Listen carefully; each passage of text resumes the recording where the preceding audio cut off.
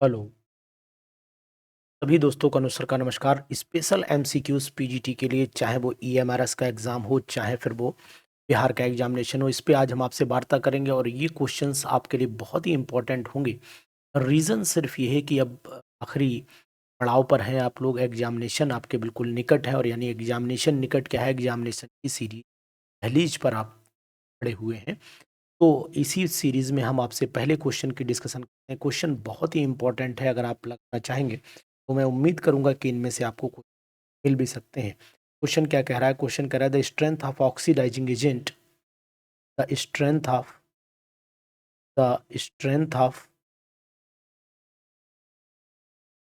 Oxidising agent, oxidizing agent.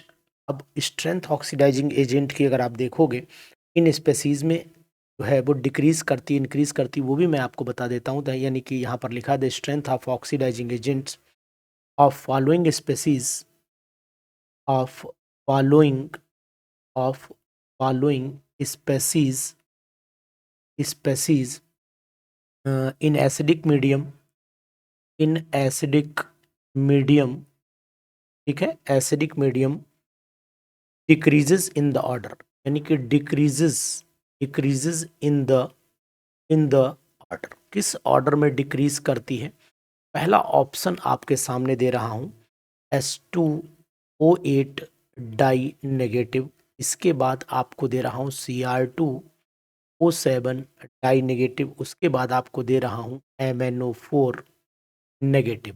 B option आपको देता हूं, MnO4 नेगेटिव को पहले ले आता हूं, इसके बाद Cr2O7 डाई नेगेटिव रखता हूं, फिर S2O8 दो नेगेटिव रखता हूं। सी की मैं बात कर रहा हूं, यहाँ पर S2O8 यहाँ पर दो नेगेटिव रख देता हूं। उसके बाद MnO4 एक नेगेटिव रख देता हूं। लास्ट में Cr2O7 दो नेगेटिव। और डी ऑप्शन आपको दे रहा हूं, यहाँ पर Cr2O7 दो नेगेटिव और यहाँ पर S2O8 यहाँ पर दो नेगेटिव और यहाँ MnO4 पर एक नेगेटिव। इस तरीके से इसका आंसर क्या होना चाहिए? बेस्ट क्वेश्चन है, और अगर ये क्वेश्चन आप करके जाएंगे तो उम्मीद है कि आपको सिलेक्शन में बहुत मदद मिलेगी। इसका जवाब आपको मैं दूंगा। जब तक आप लोग जवाब सोचिए, मैं क्वेश्चन नंबर सेकंड लिख रहा हूँ। जब मैं सेकंड लिख लूंगा तब आपको फर्स्ट के बारे में आपसे डिटेल पर बात करूंगा। इसके बाद एक क्वेश्चन और भी बहुत इंपॉर्टेंट है। जो क्वेश्चन क्या कह रहा है समझिएगा।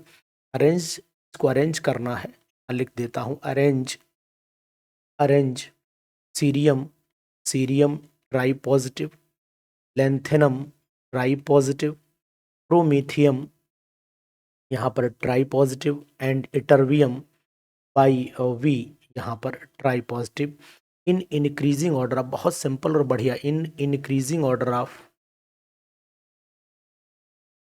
Increasing order of ionic radii, यानी आयनिक रेडियाई के ऑर्डर में आपको अरेंज करना है। इस बात का ध्यान दीजिएगा।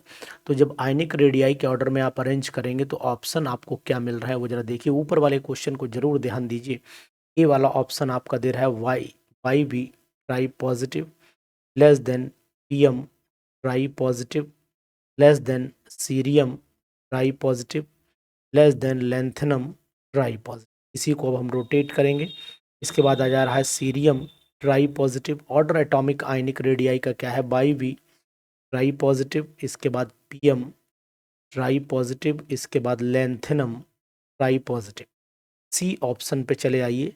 Y V tri positive, PM tri positive, इसके बाद L A lanthanum tri positive, उसके बाद cerium tri positive. D option अगर आप देखना चाह रहे तो डी ऑप्शन भी बहुत सही है, पीएम ट्राई पॉजिटिव, इसके बाद lanthanum L A try positive, फिर सीरियम ट्राई पॉजिटिव, फिर इटरवियम ट्राई पॉजिटिव। इन दोनों के जवाब को पहले मैं आपसे डिस्कशन कर लेता हूँ। आपने भी इतनी देर में शायद सोच लिया होगा कि आखिरकार इसका जवाब क्या होगा। देखिए, आपको बताने की कोशिश करूँगा। अगर मैं क्वेश्चन नंबर 1 पे चला आता हूँ तो क्वेश्चन नंबर 1 का जवाब क्या होना चाहिए, इस चीज़ को समझना जरूरी है। देखिए इसमें मैं आपको एक चीज़ बताता हूँ, अगर हम लोग ऑक्सीडेशन स्टेट को निकालने एक ऑक्सीडेशन स्टेट निकाल लेते हैं तो मुझे लगता है कि आसान हो जाए। देखिए सल्फर की ऑक्सीडेशन S2O8 में सल्फर H2O8 में सल्फर की ऑक्सीडेशन जो होती है स्टेट +6 आ जाती है, और इसी तरीके से MnO4 में ऑक्सीडेशन स्टेट MnO4 नेगेटिव में यहाँ पर Mn की ऑक्सीडेशन स्टेट देखें तो +7 आ जाती है, और Cr2O7 डाई नेगेटिव में भी अगर ऑक्सीडेशन स्टेट अगर आप देख रहे हैं तो यहाँ पर ऑक्सीडेशन स्टेट आपको मिल जा रही है 7 दूनी 14, यानी कि यहाँ पर भी +6 मिल जा रही है, दोनों में +6 मिल जा रही है। तो इसका मतलब तो सिंपल सा ये हुआ कि strength of oxidizing agent, oxidizing nature किसका ज़्यादा होगा, तो मैं आपको बता सकता हूँ कि सबसे ज़्यादा ऑक्सीडाइजिंग नेचर, देखिए यहाँ पर इन दोनों की ऑक्सीडेशन स्टेट कम है, तो इन दोनों में से एक ऑप्शन होना चाहिए, लेकिन एक यहाँ पर बताऊंगा परऑक्साइड बॉन्डिंग है। सल्फर की अगर ऑक्सीडेशन स्टेट आप निकाल रहे हैं तो यानी सिंपल सी बात है कि +6 तो आना निश्चित है, लेकिन मैं आपको एक तरीका और बता देता हूँ यहाँ पर क्या कंडीशन चल रही है। एस तरीके से ये O हो गया, ये O हो गया, यहाँ पर आपकी ये कंडीशन हो जाती है, या तो एरो लगा लो कोई दिक्कत नहीं है। ये आपकी ये कंडीशन हो गई, O नेगेटिव हो गया, ये O नेगेटिव हो गया। तो यानी सिंपल सी बात है, ऑक्सीडेशन स्टेट ये -1 हुई, ये -1 हुई, ये -2 है, ये -2 है, ये -2 है, ये -2 और यहाँ पर है, तो यहाँ कोई दिक्कत है ही नहीं हमें। यानी कि सिंपल से 2 2 4 2 6 2 8 8 हो गया ना, 8 हो गया, और माइनस का 8 का मतलब हुआ ये टोटल हो गया आपका 8, और ये माइनस का हो गया आपका टोटल, और 8 और 2 10 10 हो गया, ये 10 हो गया आपका माइनस का। अब यहाँ पर ऑक्सीडेशन स्टेट अगर 10 + 2x लिख देते हैं इज इक्वल टू, पर ऑलरेडी -2 लिखा हुआ है, तो ये -2 ऑलरेडी लिखना पड़ेगा, और इन ऑक्सीजन को भी देखोगे तो ये भी आपको +2 दिखाई देंगे, क्योंकि इनका माइनस मैंने यहाँ ले लिया, तो यहाँ पर भी आप -2, 12 हो गया, तो -12 + 2x बराबर हो गया आपका -2। तो अब सिंपल सी यहाँ एक दिक्कत ये एक्चुअली में आपने नाम सुना होगा H2S2O8, H2S2O8 का ही डेरिवेटिव, मतलब उसका आयन दिखाया गया है। तो यहाँ पर 2 2 4 2 6 2 8, और माइनस का ये 2 10 हो गया, 10, ठीक है, 10 2 12 और 2 14, सॉरी यहाँ पर 4 लिखना था मुझे, यहाँ 4 लिखना था, तो ये हो जाएगा आपका 14 माइनस का 14 हुआ, तो यहाँ ऑटोमेटिकली आप निकालेंगे तो 2x is equal two plus का 12 हो जाएगा, x इज इक्वल प्लस का 6 आ जाएगा। तो इन दोनों में अगर ऑक्सीडेशन स्टेट आप देख रहे हैं 50, ये आपका फर्स्ट वाले क्वेश्चन में, तो यहाँ पर इनकी ऑक्सीडेशन स्टेट सिंपल सी आपको सबसे हाईएस्ट जो है ऑक्सीडेशन स्टेट फिलहाल इसकी है, Cr2O7 में मैंगनीज की है। लेकिन अगर हम इनकी ऑक्सीडाइजिंग प्रॉपर्टी देखते हैं तो ये परऑक्साइड बॉन्डिंग होने की वजह से सबसे बेस्ट ऑक्सीडाइजिंग एजेंट माना जाता है, तो सबसे बेस्ट तो मैं इसे लूँ। उसके बाद ये आपने देखा होगा इसकी ऑक्सीडाइजिंग पावर MnO4 की और इनकी में, इन दोनों में कंपेयर करते हैं तो मैंगनीज पोटेशियम परमैंगनेट की जो ऑक्सीडाइजिंग पावर होती है एसिडिक मीडियम में ज़्यादा होती है as compare two chromium. Simple सा मैं कहना चाहूँगा कि यहाँ पर ऑक्सीडेशन स्टेट अगर देखूँगा तो ऑक्सीडेशन स्टेट में परऑक्साइड होने की वजह से थायोसल्फेट की ज़्यादा होगी, उसके बाद +7 आएगा, फिर आपकी क्रोमियम। यानी कि ऑप्शन में मुझे जो जवाब दिखाई दे रहा है वो यहाँ पर सी दिखाई दे रहा है, और सी ही बिल्कुल बेस्ट आंसर आप इसके बाद आ जाते हैं नेक्स्ट क्वेश्चन पर। इनमें अगर हम लोग अरेंजिंग आयनिक रेडियस देखते हैं तो आयनिक रेडियस आपको पता होना चाहिए, ये आपका इटरबियम है, यानी कि ये लैंथेनॉइड की सीरीज है, और लैंथेनॉइड की सीरीज में जो ऑर्डर होगा वो सबसे लेफ्ट टू राइट जब चलते हैं तो डिक्रीज कर जाता है, लेफ्ट टू राइट चलते हैं तो डिक्रीज कर जाता है, तो राइट वाला इसका मतलब लैंथेनम सबसे ज़्यादा होगा, उससे कम सीरियम, फिर प्रोमीथियम, फिर आपका इटरबियम आ जाएगा, तो यानी कि ए वाला ऑप्शन आपका यहाँ पर ए ऑप्शन, यानी सेकंड वाले क्वेश्चन ए, और फर्स्ट वाले क्वेश्चन में आपका बी ऑप्शन इंपॉर्टेंट क्वेश्चन है, तो आप जरूर लगाइए। इसके बाद आ जाइए क्वेश्चन नंबर नेक्स्ट पर। क्वेश्चन नंबर 3 भी आपको बहुत ही इंपॉर्टेंट क्वेश्चन दे रहा हूँ, ये आप करिए, तो उम्मीद है कि इस क्वेश्चन से भी आपको बहुत कुछ बेनिफिट मिलेगा, जहाँ तक मेरा अनुमान।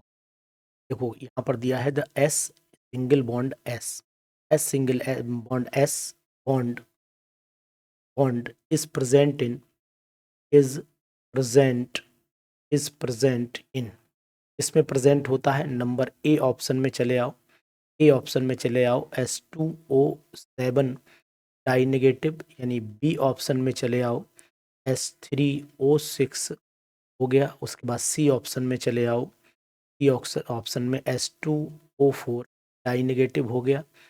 डी ऑप्शन में चले आइए, डी ऑप्शन में आपका S2O8 डाई नेगेटिव हो गया। यानी कि यहाँ पर एसएस बॉन्ड कहाँ पर होगा वो आपको बताना है। तो मेरे हिसाब से एसएस बॉन्ड जो होता है थायोसल्फेट, ये एक्चुअली में आप याद करिए, ये ओलियम होता है।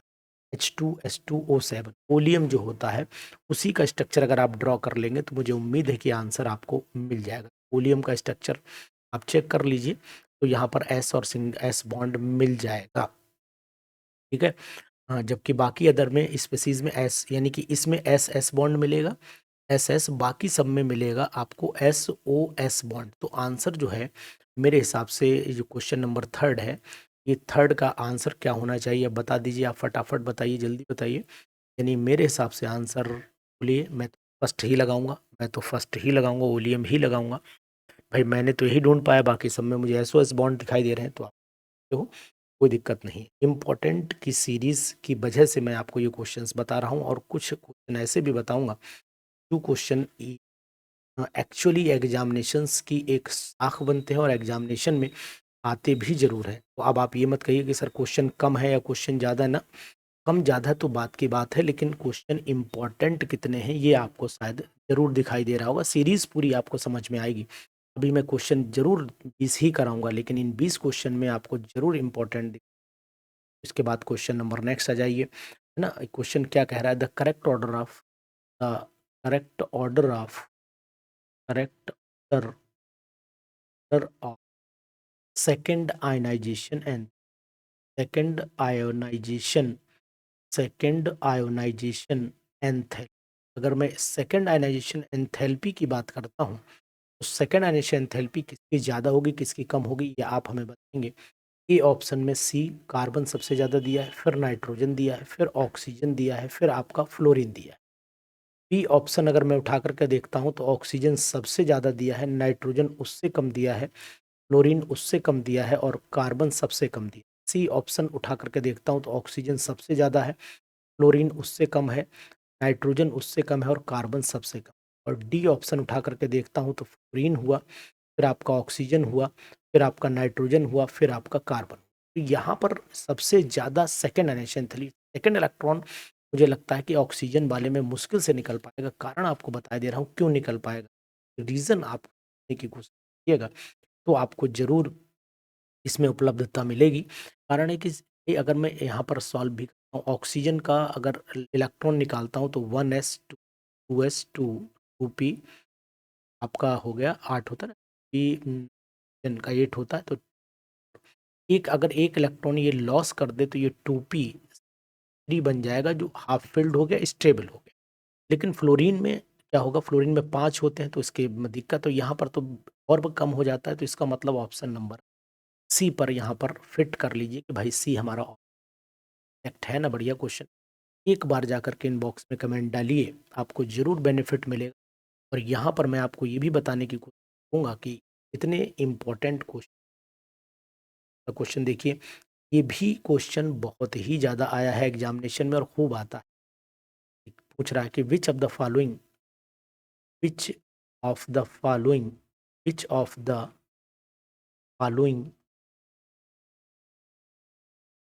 फॉलोइंग represents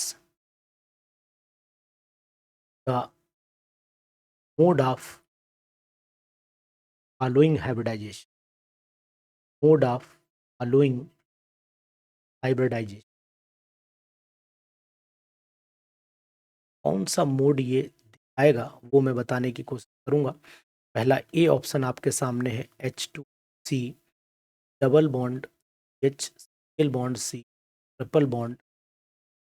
बी ऑप्शन पर चले आइए, HC, यहाँ पर triple bond single bond C triple bond H। इसके बाद सी ऑप्शन पर चले आइए, यहाँ दिया है H double bond C double bond double bond, बहुत ही इंपॉर्टेंट एग्जांपल। और उसके बाद डी पार्ट दिया है CH2 डबल बॉन्ड C, फिर H है सिंगल बॉन्ड C, फिर H और डबल बॉन्ड। तो इस तरीके के एग्जाम्पल है। इनमें ये पूछा गया कि ये वाला ऑर्डर जो मैं ऑर्डर यहाँ पर अब लिखने जा रहा हूँ उस ऑर्डर को कौन फॉलो कर रहा है। sp2 फिर sp2 फिर sp sp2 sp2 फिर sp और फिर sp, इस ऑर्डर को कौन फॉलो कर रहा है। तो नोट करिए कि अगर मैं यहाँ पर देखता हूँ कि sp2 यहाँ मिल जा रहा है, फिर मुझे यहाँ पर sp2 फिर मिल जा रहा है, फिर यहाँ पर मुझे sp मिल जा रहा है, क्योंकि दो ही सिग्मा, यहाँ पर भी एक आपको सिग्मा दिखाई दे रहा है, एक यहाँ पर लोन पेयर दिखाई देगा, यानी कि ए ऑप्शन मुझे यहाँ बिल्कुल एग्जैक्ट दिखाई दे रहा है। तो अगर आप बताने की कोशिश करिए तो बताइए कि भाई ए ऑप्शन इसमें राइट है या नहीं राइट है। मुझे तो फिलहाल ए ऑप्शन ही दिखाई दे रहा है, तो आप ए ऑप्शन को यहाँ टिक कर लीजिए। तो पांचवा क्वेश्चन भी आपको उम्मीद से खरा उतरा होगा। बढ़िया क्वेश्चन है, ईजी जरूर है, लेकिन हाँ क्वेश्चन जरूर अच्छा है। 6 पर चले आइए। क्वेश्चन नंबर 6 क्या कह रहा है वो भी मैं आपको बताने की, और ये खूब एग्जामिनेशन में आता भी है, नोट कर लेना, हो सकता है आ जाए एग्जामिनेशन, वो चीज़ भी आपको बताने की। The electronic configuration, the electronic the electronic configuration the electronic configuration of an atom of an atom M is, क्या दिया है, एम का इलेक्ट्रॉनिक कॉन्फ़िगरेशन नोट कर लीजिए।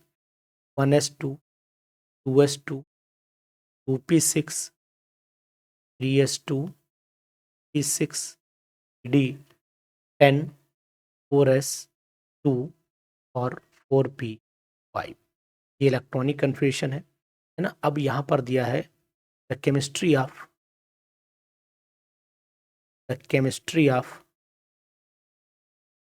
M is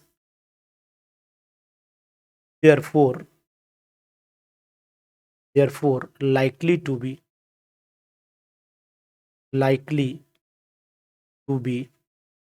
similar to that of,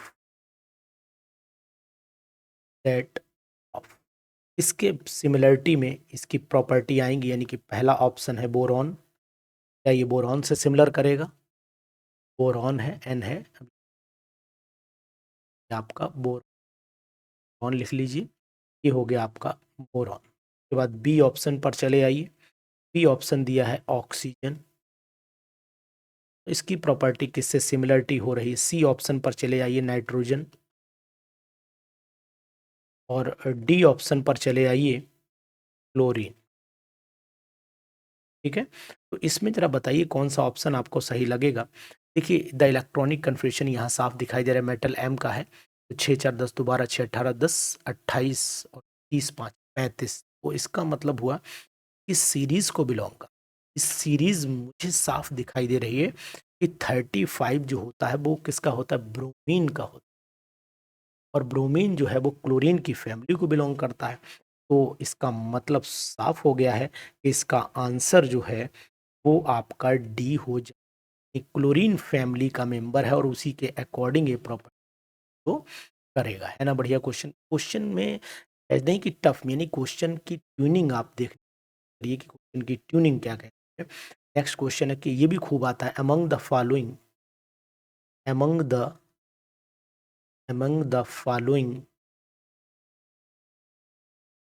which one is which have, direct लिख देता हूँ, which has highest dipole moment. ये क्वेश्चन भी लगभग खूब आता है।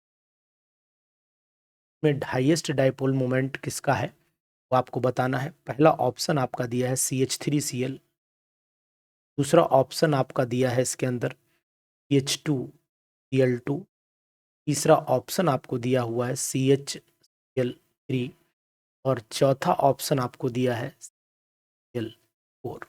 तो इसका जवाब अगर आप दे देंगे तो मुझे लगता है कि बड़ा अच्छा लगेगा मुझे, और मुझे भी उम्मीद होगी। देखिए यहाँ तो जो क्लोरीन है कैंसिल आउट हो रहा है, या 100% कैंसिल आउट हो रहा है, लेकिन सबसे बेस्ट आप यही लगाते होंगे, ये भी मुझे उम्मीद है कि आंसर इसका ये होगा। ये भी क्वेश्चन अच्छा है, इसको भी आप लगा करके ही जाइएगा। इसके बाद क्वेश्चन नंबर 8 पर आइए। नंबर 8 क्या कह रहा है, ये भी अच्छा क्वेश्चन है, और आपको उम्मीद है कि मिल सकता है question. For n is equal to 5, for n is equal to 5, total number of total number of electrons total number of electrons will be. यहाँ पर टोटल नंबर ऑफ इलेक्ट्रॉन्स कितने होंगे वो मैं बताने की आपको कोशिश करूँगा। एक 32 लिखा हुआ है, बी पार्ट जो है वो 50 लिखा हुआ है, सी पार्ट जो लिखा हुआ है वो 48 है, और डी पार्ट यहाँ पर इन्होंने दिया है 68। तो मैं आपसे ये कहूँगा कि फार्मूला आपको पता है 2n स्क्वायर होता है। तो 2n स्क्वायर का मतलब फिर यहाँ पर इलेक्ट्रॉनों का जो नंबर आना चाहिए वो नंबर कितना आना चाहिए? साफ साफ दिख रहा है कि 2n स्क्वायर का मतलब 50 हो जाए, यानी 5 पंजे 25 दूनी 50। क्वेश्चन सिंपल था और इसे मैंने इसलिए उठाया कि मुझे ये लगा कि ऐसा सिंपल क्वेश्चन भी बिहार वाले डाल सकते हैं, इसीलिए मैंने इस क्वेश्चन को उठाया। ईएमआरएस वाले ऊपर वाले, यानी ये क्वेश्चन ईएमआरएस में भी आ सकता है, ऐसा नहीं है, लेकिन हाँ क्वेश्चन अच्छा था इसलिए इसको मैंने इसमें ऐड किया। और नेक्स्ट क्वेश्चन भी बहुत सुंदर है, बहुत अच्छा है और आ भी सकता है ये क्वेश्चन। देखिएगा इसको ध्यान से और इसको करने की भी कोशिश करिए, है ना। द I3 नेगेटिव, ये उम्मीद है कि आएगा। The I3 negative ion is, ये क्वेश्चन ऐसा आया भी, आयन इज ये कौन सा होगा? नंबर ए पार्ट जो है वो आपका, क्या ये लीनियर होगा? क्या ये लीनियर होगा? बी पार्ट कह रहा है क्या ये ट्राई एंगुलर होगा? ट्राई एंगुलर होगा। सी पार्ट कहता है क्या ये बेंट शेप में चला जाएगा? और डी पार्ट ये कहता है क्या ये टेट्राहेड्रल होगा?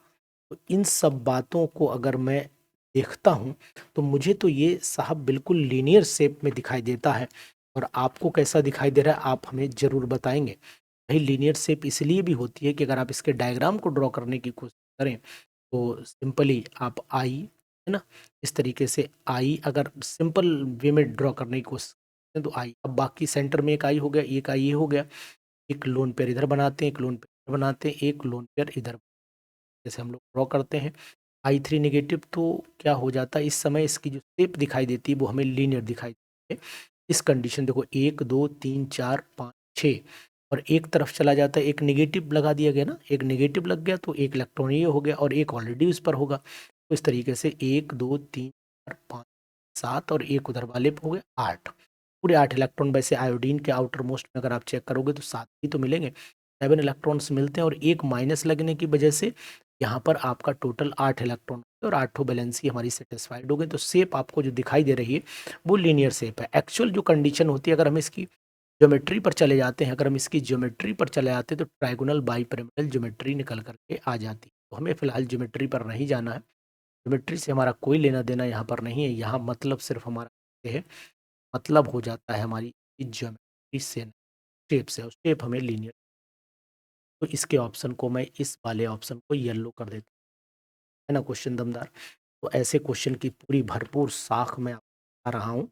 तो अब इन क्वेश्चन से आपको जरूर सीखना चाहिए कि आखिरकार हमको तैयारी कहाँ ले जा करके कर, तैयारी का स्टैंडर्ड भी मीडियम, इजी और हार्ड सब तरीके का होना चाहिए, कारण ये कि एकदम टफ कर लोगे तब भी दिक्कत है।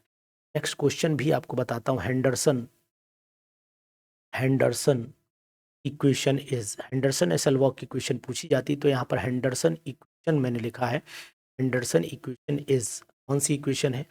ए ऑप्शन आपका दिया हुआ है, P H is equal to P K A minus log acid upon आपका दिया है सॉल्ट। ये क्वेश्चन भी तैयार करिए, बहुत ही इंपॉर्टेंट है, आ सकता है आपके एग्जाम में, इसलिए घबराइएगा नहीं। मैं आपको दे रहा हूँ लगातार, महासंग्राम तक मैंने पहुँचाया, यहाँ पर फिर मैं आपको अच्छे क्वेश्चन की भरपूर शीट देता हूँ और आप तैयारी भी करते हैं, लगती है सीरीज तो फिर आप जरूर ज्वाइन करिए एरोमा केमिस्ट्री क्लासेस की क्लास को, और वहाँ पर आपको रिकॉर्डेड वीडियोस की फॉर्म में हर मटेरियल प्रोवाइड किया जा रहा है। और रिकॉर्डेड वीडियोस आप जो बताएंगे ऑन डिमांड रिकॉर्डिंग भी अब शुरू आ रही है, तो ऑन डिमांड रिकॉर्डिंग में भी आप इंटरेस्ट ले सकते हैं। अगर आपको कोई भी टॉपिक की ज़रूरत है तो उस टॉपिक से जुड़ी हुई अपनी वीडियो को अपलोड करवा सकते हैं, और उसके लिए भी मैंने अलग से पैनल तैयार किया हुआ है। और मैं both A and both A and B option लगा रहा हूँ, तो आपको पता हो जाना चाहिए कि इसका आंसर क्या होगा। देखिए यहाँ पर अगर मैं इसके आंसर को देखता हूँ तो मुझे ये लगता है कि ये वाला answer p H is equal to P K minus log salt upon acid, ये बिल्कुल परफेक्ट आंसर है।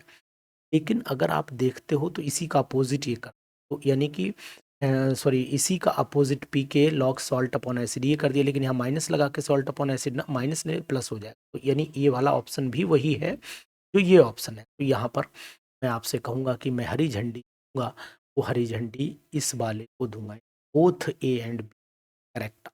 कि आंसर अगर आपसे पूछा जाएगा तो इसमें डी ऑप्शन एक्यूरेसी पर ले जाएंगे। देखो क्वेश्चन हेंडरसन हेसलबर्ग पता थी, ऐसा नहीं था मैं जान रहा था आपको क्वेश्चन पता है, लेकिन मैं ये भी जान रहा था कि क्वेश्चन के पूछने की ट्विस्ट में कहाँ तक ले जा सकते हैं। इसके बाद पूछा गया है बहुत ही, ये भी बहुत ही आता है ये क्वेश्चन, और इम्पोर्टेंट की कैटेगरी में ये क्वेश्चन पूछा जाता है, अगर आप बताइए, क्योंकि ये क्वेश्चन आपको एग्जाम में मिल सकता है। द कंपाउंड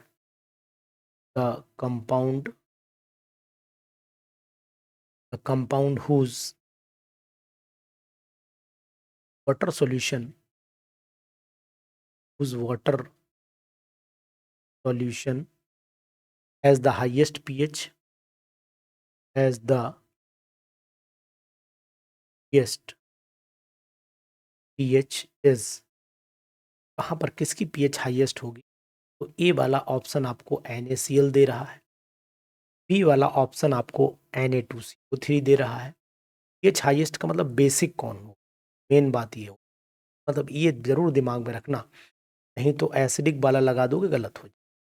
डी ऑप्शन में NaH मुझे तो साफ दिखाई दे रहा है, एक वीक एसिड, जहां पर वीक एसिड बनेगा फिर वही आंसर आपका एक्यूरेट आएगा। तो वीक एसिड अगर मैं इसे तोड़ता हूँ, इस वाले को तोड़ने की कोशिश करता हूँ Na2CO3, तो यहाँ पर ये 2Na पॉजिटिव बनेगा और CO3 डाई नेगेटिव, ये एक्चुअल में वीक एसिड बनाएगा। अगर वाटर के साथ में इसको घोल दोगे तो ये वीक एसिड बना लेगा, और इसको वाटर के साथ में आप डिजोल्व हाइड्रोलाइज कर दोगे तो ये आपका स्ट्रॉन्ग बेस बना लेगा। स्ट्रॉन्ग बेस जो होता है वही डोमिनेंट करेक्टर है, तो वही पीएच वैल्यू को ज़्यादा लेकर के जाएगा। तो यहाँ पर जो ग्रीन कलर की झंडी दूंगा मैं इस वाले को। बहुत ही इंपॉर्टेंट क्वेश्चन की सीरीज चल रही है, अच्छे क्वेश्चंस हैं सीरीज में, अब आप पूरी ईमानदारी के साथ में इनको ज्वाइन करिए और मेरे हिसाब से इन क्वेश्चंस को लगा डालिए, जिससे अपनी परफेक्टनेस को इम्प्रूव कर सके।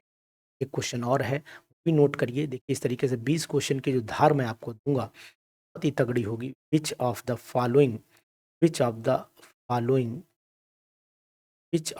Following is the most is the most acidic in water, most acidic in water में सबसे ज्यादा एसिडिक, सबसे पहले ऑप्शन आपको दे रहा हूँ C4, दूसरा ऑप्शन भी आपको दे रहा हूँ NH3, तीसरा ऑप्शन आपको दे रहा हूँ H2O, और चौथा ऑप्शन F। तो यहाँ पर सबसे ज़्यादा एसिडिक की अगर मैं बात कर रहा हूँ तो मुझे जो सबसे ज़्यादा एसिडिक दिखाई दे रहा है, H पॉजिटिव आयन देने वाला एक ही मिल दिखाई दे रहा है जो मुझे HF लगता है। तो यहाँ पर जो अलगता क्या है, मतलब सिंपल सी बात है, यही H पॉजिटिव आयन देगा और यही एसिड होगा वो, जबकि इलेक्ट्रोनेगेटिव ज़्यादा है तो ज़्यादा यहाँ न्यूट्रल हो जाएगा, ये H को एक्सेप्ट कर लेगा, और यहाँ कंडीशन है नहीं, तो इसका मतलब मुझे तो जवाब मिल गया है, यहाँ पर HF लगा। नेक्स्ट लिखा हुआ which is the correct which is the which is the correct order of decreasing basicity, बेसी डिक्रीजिंग बेसिटी के ऑर्डर पे लगाना है। तो सबसे पहला ऑप्शन आपको दिया है आई नेगेटिव, फिर आपका दिया है BR नेगेटिव, फिर आपका है BR नेगेटिव, फिर आपका है Cl नेगेटिव, फिर आपका है फ्लोरीन। बी ऑप्शन पर आ जाइए, फ्लोरीन नेगेटिव, फिर आपका क्लोरीन नेगेटिव, फिर आपका ब्रोमीन नेगेटिव, फिर आपका आयोडीन नेगेटिव। सी ऑप्शन आपका लगा दिया गया क्लोरीन नेगेटिव, फिर आपका ब्रोमीन नेगेटिव, फिर आपका आयोडीन नेगेटिव, और फिर आपका फ्लोरीन नेगेटिव। डी ऑप्शन आपको दिया जा रहा है फ्लोरीन नेगेटिव, फिर आपका आयोडीन नेगेटिव, फिर आपका ब्रोमीन नेगेटिव, फिर आपका क्लोरीन नेगेटिव। तो इसमें करेक्ट ऑर्डर डिक्रीजिंग का क्या होना चाहिए, ये आपको जनाब जवाब देना पड़ेगा। और मैं आपको बताना चाहूँगा कि भाई ये स्ट्रॉन्ग, ये कॉन्जुगेट, अगर इसका मैं देखता हूँ, बेस देखता हूँ, कॉन्जुगेट बेस जिसका स्ट्रॉन्ग होगा वो वीक एसिड हो जाए, जिसका कॉन्जुगेट एसिड स्ट्रॉन्ग होगा वो आपका जिसका कॉन्जुगेट बेस स्ट्रॉन्ग होगा वो वीक एसिड हो जाएगा। ठीक है, ये बात आप ध्यान दीजिएगा। और अगर जो इसका उल्टा होगा, कॉन्जुगेट एसिड अगर स्ट्रॉन्ग हुआ तो वीक बेस बन जाएगा। तो यहाँ पर आपने नोटिस करना चाहिए कि बेसिसिटी जो है वो आई नेगेटिव की सबसे ज़्यादा होगी, ये सबसे ज़्यादा इसी का कॉन्जुगेट एसिड होता है। तो इसका मतलब ऑप्शन नंबर 13 का मुझे ग्रीन झंडी देनी चाहिए, ए को देनी चाहिए। वैसे भी अगर आपको मैं बताने की कोशिश करूंगा, बेसिसिटी आई नेगेटिव की ज़्यादा है, क्योंकि ये एसिड स्ट्रॉन्ग बनाता है, ये स्ट्रॉन्ग एसिड का वीक बेस बनेगा, स्ट्रॉन्ग एसिड का ही वीक बेस से जुड़ता है। तो मतलब ऑप्शन नंबर ए ही लगाना उचित रहेगा। क्या आप इस पर सलाह देते हैं? अगर सलाह देते हैं तो एक कमेंट जरूर करिए जा करके कि सर ये ऑप्शन सही है। क्वेश्चन को सराहिए तो मुझे भी लगेगा कि नहीं, मैं सही दिशा में आपको क्वेश्चंस दे रहा हूँ। इसके बाद आ जाइए क्वेश्चन और है तो बहुत अच्छा है। The conjugate base of the conjugate conjugate base of the conjugate base of conjugate base of ammonium ion NH4 positive ion is की अगर मैं बात करता हूँ तो यहाँ पर ए ऑप्शन आपको दिखाई दे रहा है NH3, बी ऑप्शन आपको दिखाई दे रहा है यहाँ पर NH, सी ऑप्शन आपको दिखाई दे रहा है KOH, डी ऑप्शन आपको दिखाई दे रहा है OH नेगेटिव, और ई ऑप्शन आपको दिखाई दे रहा है NH। इनमें से आपको अमोनियम आयन का कॉन्जुगेट बेस आपको देखिए, अगर मैं अमोनियम आयन ले लेता हूँ तो अमोनियम आयन में से एक H निकाल देता हूँ तो वो अमोनिया बन, और वही एक इसका कॉन्जुगेट बेस माना जाएगा। तो यानी कि अगर मैं 14वें क्वेश्चन का जवाब देखता हूँ तो 14वें क्वेश्चन का जवाब जो है वो साफ दिखाई दे रहा है कि भैया अमोनिया है। इसी को मैं हरी झंडी ये दे रहा हूँ और आगे बढ़। क्वेश्चन अच्छे लग रहे हो क्वेश्चन तो जरूर कमेंट कर दीजिए, और नहीं अच्छे लग रहे हो तो फिर चले जाइए, चैनल छोड़ दीजिए। क्या बताऊँ, ज़्यादा तो मैं कुछ कर नहीं सकता। यही एक उपचार है कि भाई अगर आपको कोई चीज़ अच्छी लगती है तो जवाब दीजिए, नहीं अच्छी लगती लीव कर दीजिए। दो ही ऑप्शन होते हैं। खैर कोई बात नहीं, जो आपकी मर्जी है वो काम करिए। An example of buffer solution, ये क्वेश्चन बिहार में आ सकता है। Example of buffer solution, buffer solution का एग्जाम्पल आपको देना है। नंबर 1, आखिरी चलते चलते आप इन क्वेश्चन को लगा करके जाइएगा। आपको उम्मीद है कि 100% बिहार वालों को मिलेंगे। एक तो ये ऑप्शन दिया है, प्लस एक एग्जाम्पल Na C2 और यहाँ पर H3O2 ये दिया है। बी हो गया आपका, ए हो गया। बी ऑप्शन में आइए, HCl दिया है, प्लस यहाँ पर आपका H3O2 दिया है, मतलब क्वेश्चन को घुमाने की कोशिश है। उसके बाद NaOH दिया गया है, साथ में इसमें NH4OH दिया गया है। डी ऑप्शन आपका दिया गया है HCl और NaCl दिया गया है, NaCl दिया गया है। और ई ऑप्शन जो है वो भी दिया है NaOH और NaC। देखिए आपको पहले मैं डेफिनेशन बताने की कोशिश करूंगा कि आखिरकार इसकी डेफिनेशन क्या है। डेफिनेशन ये होती है कि buffer solution is the buffer क्या होता है, सॉल्ट ऑफ वीक एसिड, मतलब वीक एसिड होता है और उसका सॉल्ट स्ट्रॉन्ग बेस के साथ होता है, ये चीज़ होती है। तो अगर आप नोट करना चाहें तो ये देख सकते हैं, ध्यान से समझ भी सकते हैं कि आखिरकार 15वें का जवाब आपको क्या लगाना है। कि 15वां थोड़ा सा ट्विस्टिंग भरा क्वेश्चन आपको दिखाई दे रहा है। 15वां क्वेश्चन जो है ट्विस्टिंग भरा दिखाई दे रहा है। कारण आपको क्या दिखाई दे रहा है वो मैं आपको बताने की कहूँगा। बाकी ऐसा नहीं कि यहाँ पर कोई नई चीज़ मैंने बताई हो।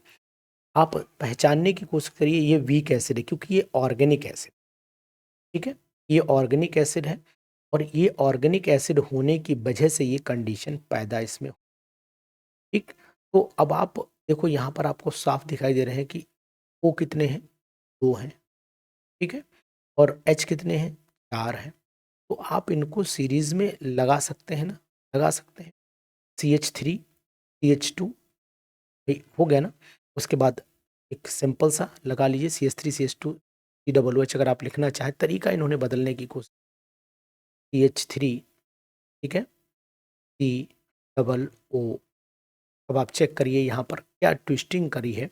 यहाँ पर C2 ले लिए, H आपके 4 दिखाई दे रहे हैं और आपके O दिखाई दे रहे हैं, और O कितने, 2। तो यही तो हुआ, और उन्होंने इस इतने तरीके से लिखने की कोशिश, उसी का सोडियम सॉल्ट यहाँ पर लगा दिया। तरीका बदल करके इंसान को डराने की कोशिश में और कुछ नहीं किया गया है। तो दोस्तों ऐसे क्वेश्चन जरूर करिए, कारण यह कि क्वेश्चन आपके बिहार में आ सकते। चलते चलते इन क्वेश्चंस को जरूर सॉल्व करिए, और सॉल्व करके जरूर जाइएगा एग्जामिनेशन में। आशीर्वाद मेरा लेकर के जाइएगा। ये आशीर्वाद, क्वेश्चन का आशीर्वाद मैं आपको दे रहा हूँ, और इसे लेकर के आप पहुंचेंगे तो 100% आपको सफलता मिलेगी। यहाँ पर नेक्स्ट क्वेश्चन देख करके जाइए। Which is not a Lewis acid. इसमें से कौन लुईस एसिड, में से कौन लुईस एसिड नहीं। ए ऑप्शन पर चले आइए। ए ऑप्शन आपसे कह रहा है कौन एसिड नहीं है। चलते चलते इस आशीर्वाद को लीजिए। AlCl3, ये मुझे साफ लुईस एसिड दिखाई दे रहा है, यहाँ पर तो कोई दो राय है ही नहीं। SbF5, ये है या नहीं पता नहीं, आप बताएंगे। SO2, वो पहला वाला मुझे साफ दिख रहा है, फिर नीचे वाले मुझे कुछ बताइए कि कौन सा इसमें लुईस एसिड नहीं। वो आखिरी वाला भी लुईस एसिड नहीं, पहला वाला। इन दो में, अब बी और सी में ऑप्शन आपको बताना है कि बी और सी में कौन, क्या आखिरी वाला नहीं है, वाला है। देखो वैसे बताता हूँ, ये भी एसिड में काउंट होता है, क्योंकि ये वीक एसिड है, है ना। ये वाला भी एसिड में काउंट होगा, क्योंकि इसके पास भी इलेक्ट्रॉन की कमी, ये भी एसिड में काउंट होगा। तो ये न्यूक्लियोफाइल बचा, और न्यूक्लियोफाइल लुईस एसिड नहीं होते हैं, लुईस बेस होते हैं। तो आंसर हरी झंडी जो है फिर इसी को मिलनी चाहिए। हरी झंडी फिर भाई साहब इसी को दीजिए, तो आप हरी दे दीजिए, और ये आंसर आप टिक कर लीजिए। अच्छा क्वेश्चन है, याद करके जाइए, आपको मिलेगा। इनमें से क्वेश्चंस मिलने की संभावना भी आपको बनी, नहीं कि क्वेश्चन ना मिले, क्वेश्चन जरूर आपको मिले। उसके बाद ये क्वेश्चन भी आपको मिलने की संभावना, इसको भी लगा करके जाइए। उम्मीद करता हूँ फिर बाद आपको जरूर काम आएगा। क्वेश्चन नंबर 17 क्या कह रहा है। The electronic structure of molecule, the electronic structure of molecule OF2 is a hybrid of number A option sp2, B option sp, C option sp, D option sp। एक ऑप्शन और दिया, किसी काम का नहीं, sp2 sp, कोई option नहीं। तो यानी कि ये जो क्वेश्चन है, इसका जवाब आपको क्या देना पड़ेगा, ये आप मुझे, ये देखिए OF2 मॉलिक्यूल, और OF2 मॉलिक्यूल में क्या हाइब्रिडाइजेशन होती है, शायद आपको जानकारी। हाइब्रिडाइजेशन इसकी जो होती है वो कितनी होती है, अगर आप निकालने की कोशिश कर लो। ऑक्सीजन की निकाली जाएगी, मॉलिक्यूल में ऑक्सीजन की ही निकालनी, ये भी बता देनी। अभी आप कहोगे सर पूरे मॉलिक्यूल की नहीं होती है। Electronic structure of molecule OF2 is a hybrid of, ठीक है। तो यहाँ पर मैं कर हाइब्रिड ऑफ ऑक्सीजन इज, ये पूरा कर देता हूँ। हाइब्रिड ऑफ ऑक्सीजन इज, तो अब आपको डाउट भी नहीं रहेगा, पूरे मॉलिक्यूल की तो होगी नहीं, आपको भी पता है। तो यहाँ पर OF2 में ले लेता हूँ। देखो एक मैं बॉन्ड बना लेता हूँ, एक बॉन्ड बना लेता हूँ, इसके ऊपर 1 3 4 और 5 6 इस तरीके से, यानी कि इसकी शेप थोड़ी सी ट्विस्टिंग होगी, और ट्विस्टिंग होने के बाद आपको पता होना चाहिए इधर हो जाएंगे, और एक आपका लोन पेयर इधर हो जाएगा, एक लोन पेयर आपका इधर हो जाएगा, और एक फ्लोरीन का इधर। तो इसका मतलब टेट्राहेड्रल हो जाएगी, और टेट्राहेड्रल जो होती है वो मेरे हिसाब से sp3 है, और मुझे करना है। तो यहाँ sp3 हाइब्रिडाइजेशन लगाइए, इंपॉर्टेंट क्वेश्चन है, और इसको नोट करिएगा, पढ़ करके जाइए, ठीक है ना। ये क्वेश्चन बहुत अच्छा है, आ सकता है एग्जामिनेशन में। ऐसे क्वेश्चन को करके जाना भी चाहिए, मेरे हिसाब से तो जरूर जाना चाहिए। नेक्स्ट क्वेश्चन पढ़ लीजिएगा, नेक्स्ट क्वेश्चन पढ़ लीजिएगा और कर भी लीजिए। क्वेश्चन नंबर 18, ये क्या है क्वेश्चन नंबर 18 वो भी मैं आपको समझाने की कोशिश कर रहा हूँ। Question, the zero point energy, the zero point, the zero point energy of an electron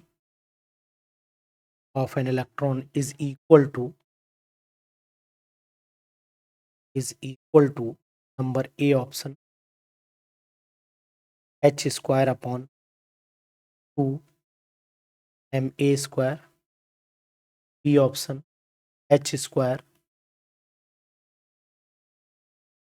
h square upon 4 ma square, C option h square upon 8 ma square, और D ऑप्शन में चले जाइए, कह रहा है h स्क्वायर अपॉन में 3 ma square. यानी ये क्वेश्चन बहुत ही इम्पोर्टेंट है और इसको उम्मीद करता हूँ कि एग्जामिनेशन में आ सकता है। ऐसा क्वेश्चन आप छोड़ेंगे नहीं, और छोड़ेंगे तो इसका मतलब आप अपना नुकसान जरूर करके जाएंगे। तो देखिए, जीरो पॉइंट पर जो एनर्जी होती है वो कितनी होती है वो आपको पता रहनी चाहिए। जीरो पॉइंट पर एनर्जी आपको याद करनी पड़ेगी। किसी भी मॉलिक्यूल की कैलकुलेशन अगर आपको करनी है तो आपका आंसर बता पाएंगे क्या? किसी भी इलेक्ट्रॉन की जीरो पॉइंट पर एनर्जी हो सकती है, मैक्सिमम कितनी एनर्जी निकाल करके लाएगा वो, जिससे कि वैल्यू आप पता कर पाए और बता पाए।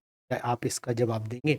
अगर आप जवाब देंगे तो शायद खुशी होगी। जीरो पॉइंट पर एनर्जी कुछ नहीं करनी है, एन इज इक्वल टू, यानी कि नेक्स्ट जहाँ पर इलेक्ट्रॉन रिमूव करता है जेड की वैल्यू कर दीजिए तो आंसर आ जाएगा। तो मैं आपको हिंट दे दे रहा हूँ कि, हिंट क्या दे दे रहा हूँ कि आप ये कैलकुलेशन करके देखिएगा क्या सी की वैल्यू, सी जो आता है option H upon 8 ma square आ रहा है, क्या ये जवाब आपका सही है? अगर आपका सही आ रहा है जवाब तो बहुत अच्छी बात है। और जीरो पॉइंट पर एनर्जी निकालने का कंसेप्ट और तरीका मैंने आपको बता दिया। किसी भी मॉलिक्यूल की एनर्जी जब इलेक्ट्रॉन में निकाल देता हूँ, यानी कि तुरंत जिस ऑर्बिटल में है वहाँ की वैल्यू को नोट कीजिए, वही वैल्यू आपकी zero value, zero point energy कहलाती। तो इलेक्ट्रॉन को निकालना है, इसलिए वैल्यू आपको जरूर करना पड़ेगा। और इस क्वेश्चन को कर भी लीजिएगा अपने तरीके से। अगर आपको कोई बेस्ट तरीका भी आता है तो शायद उसको भी यूज़ करके भी आप कैलकुलेशन कर सकते हो, मुझे उसमें भी कोई प्रॉब्लम नहीं है, ठीक है ना।